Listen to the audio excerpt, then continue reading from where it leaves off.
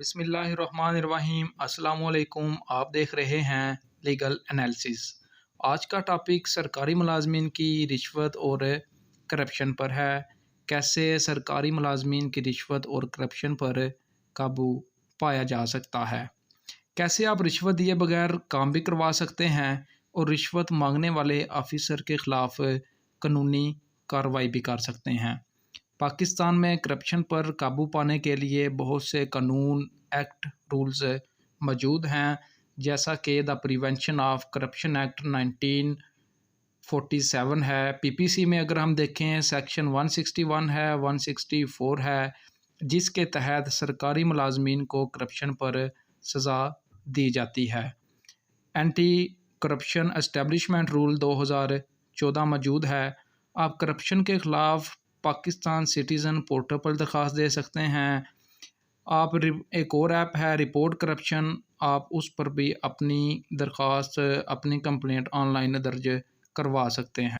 अगर कोई सरकारी मुलाज़िम आपसे रिश्वत तलब करता है या किसी जायज़ काम के लिए पैसे वसूल करता है या काम के बदले कुछ और डिमांड कर दे आपसे, या आपका काम सिर्फ़ इस वजह से रुका हुआ है कि रिश्वत वसूल की जाएगी। अच्छा, दूसरा ये कि आप सरकारी दफातर में जाते हैं किसी भी काम के सिलसिले में, सरकारी मुलाज़िम नीयत से आपका काम नहीं करता, आपको टरका देता है कि आप कल आ जाएं, और आप कल जाते हैं तो फिर कोई ना कोई एक्सक्यूज़ या बहाना कर देता है। अगर तो आपका काम जायज़ है, कानूनी है, तो आपको क्या करना है। सबसे पहले आपने उसी वक्त एक सफ़ेद कागज़ लें और दरख्वास्त लिखनी शुरू कर दें।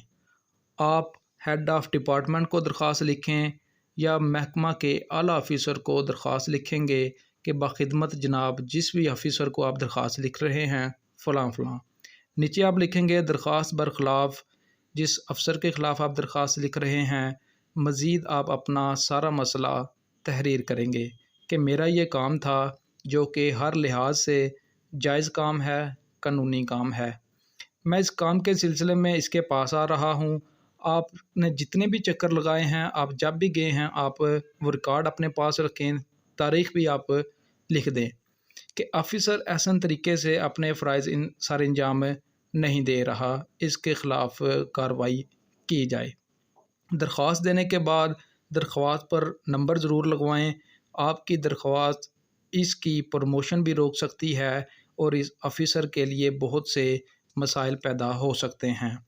आपकी दरख्वास्त रिकॉर्ड का हिस्सा बन जाएगी। अगर आप हक़ पर हैं तो दरख्वास्त देते वक्त बिल्कुल ना डरें और एक बात याद रखें, कभी भी ज़ुबानी दरख्वास्त ना दें, क्योंकि ज़ुबानी दरख्वास्त किसी भी रिकॉर्ड का हिस्सा नहीं होती। हमेशा लिख कर किसी भी के भी ख़िलाफ़ शिकायत करनी हो, कंप्लेंट करनी हो, हमेशा लिख कर दें, वो रिकॉर्ड का हिस्सा रहेगी।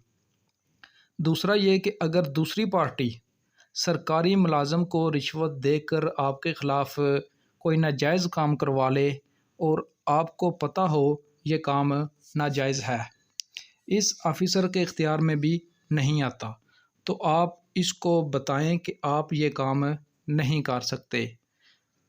आप यही प्रोसेस करेंगे, इसके ख़िलाफ़ दरख्वास्त देंगे कि ये पैसे लेकर नाजायज़ काम कर रहा है। अगर एक ऑफ़िसर आपकी बात नहीं सुन रहा तो इससे ऊपर वाले ऑफ़िसर को लिख दें। अगर आप हक़ पर हैं, आपका काम जायज़ है, तो आपने डरना नहीं है।